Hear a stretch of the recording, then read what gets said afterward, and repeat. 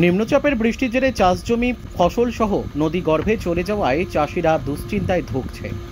বীরভূমের ইলামবাজার ব্লকের জয়দেব কেন্দুরি অঞ্চলের বিভিন্ন নদী তীরবর্তী গ্রামের চাষিরা জমি সহ ফসল নদী গর্ভে চলে যাওয়ায় দুশ্চিন্তায় ভুগছে। যেমন জয়দেব কেন্দুরি অঞ্চলের সন্তোষপুর গ্রামের নদীর তীরবর্তী এলাকার চাষিদের কম বেশি 15 থেকে 16 বিঘা জমি সহ ফসল নদী গর্ভে চলে গেছে এবং জল কমার সঙ্গে সঙ্গে সেই ভাঙ্গন আরও দেখা দেয়। নদীর ধারে বেশ কয়েক মিটার পাথর দিয়ে গার্ডওয়াল তৈরি করা হয়েছিল, কিন্তু সেই গার্ডওয়াল শেষ রক্ষা করতে পারল না জমি সহ ফসলের। এমনকি সরকারি সাবমার্সিবল ও ইলেকট্রিক খুঁটি সেটাও নদীগর্ভে চলে যায়, এমনটাই জানিয়েছেন গ্রামের সাধারণ মানুষ। গ্রামের মানুষদের একটাই দাবি, সরকারের কাছে পুনরায় এই নদীর গার্ডওয়াল তৈরি করা হোক, তাহলে হয়তো চাষযোগ্য জমিগুলি কিছুটা হলেও থাকবে। বীরভূমের বিভিন্ন জায়গায় দফায় দফায় বৃষ্টির কারণে অজয় নদীর জলস্রোত বাড়ার কারণে এমনই বিপত্তি ঘটে। বীরভূমের ইলামবাজার ব্লকের জয়দেব কেন্দুলি অঞ্চলের সন্তোষপুর গ্রামের চাষিদের চাষযোগ্য জমি চলে গেছে জলের তলায়। প্রশাসন ও সরকারের দিকে তাকিয়ে আছে গোটা গ্রামের চাষিরা। কিভাবে জীবনযাপন ও খেটে খাওয়া চাষিরা জীবিকা নির্বাহ করবে তা ভেবে সমস্ত গ্রামের চাষিদের মন ও মুখ শুকনো। সন্তোষপুর গ্রামের এক চাষি মণিমোহন বিশ্বাস সাংবাদিকদের মুখোমুখি হয়ে কি বললেন চলুন আপনাদের শোনাবো। ইলামবাজার থেকে জয়ন্ত মণ্ডলের রিপোর্ট, এস নিউজ বাংলা। আমাদের এই গ্রাম সন্তোষপুর গ্রাম 1 কিলোমিটার দূরে আমাদের অজয় নদীর এই অতি গভীর নিম্নচাপের জেরে বীরভূম জেলার অনেক নদীতেই বন্যা চলছে।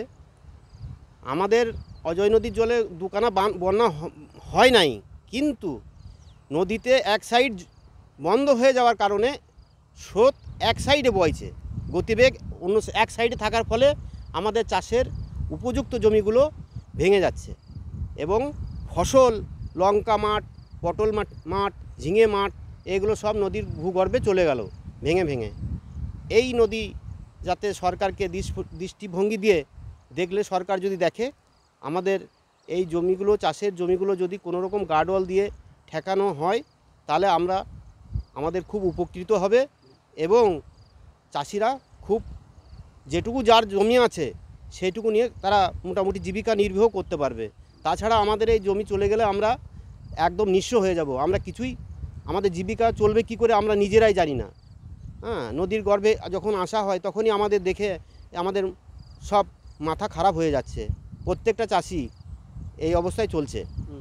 এখনও মোটামুটি এখন বর্তমান যা জমির সংখ্যা গিয়েছে তাতে মোটামুটি 15 বিঘা অলরেডি চলে গেছে আর কি। অলরেডি 15 বিঘা মতন চলে গেছে। ওর ভিতরে ঝিঙে, লঙ্কা, পটল, এসব সবজি ছিল, উঁচু জায়গা দেখে এগুলো ছিল, কিন্তু এইগুলোই নদীর ভূগর্ভে চলে গেছে।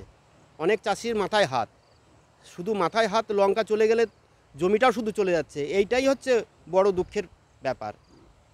আমরা চাইছি, সরকারের কাছে আবেদন করছি, যাতে এটা সুদৃষ্টিভঙ্গি দিয়ে যেন আমাদের এই জমিগুলোকে যদি বাঁচানো যায়, সেজন্যে আবেদন করছি।